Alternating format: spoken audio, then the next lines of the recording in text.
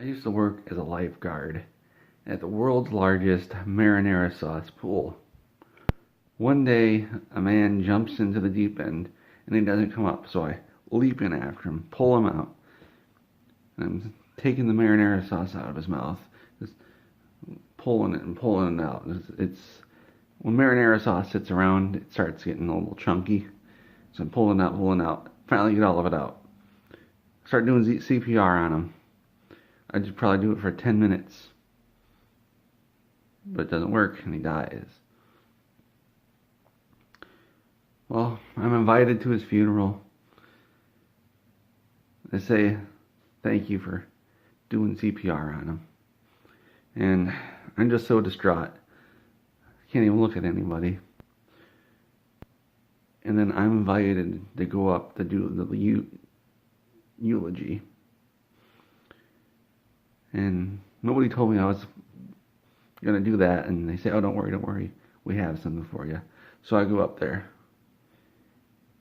And I'm handed a sheet of paper. I unfold it. I look at it. I look at the guy who gave it to me. He's got this big grin on his face, doing this.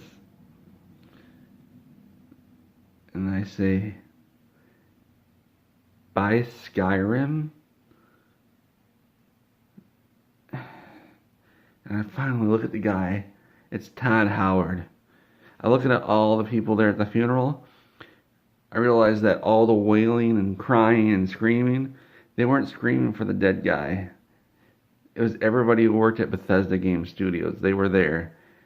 And they all looked terrible. They all looked horrible. They didn't want to be there.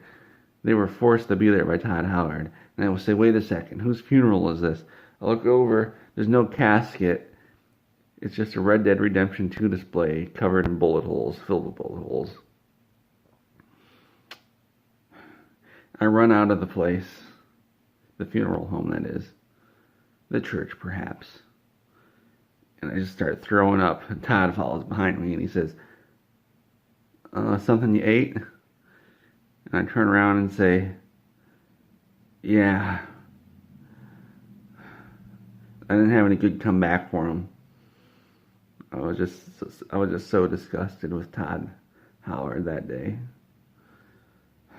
And the worst part is, he was handing out door prizes, and I got a copy of Skyrim for the Nintendo Switch. Todd, gotta stop.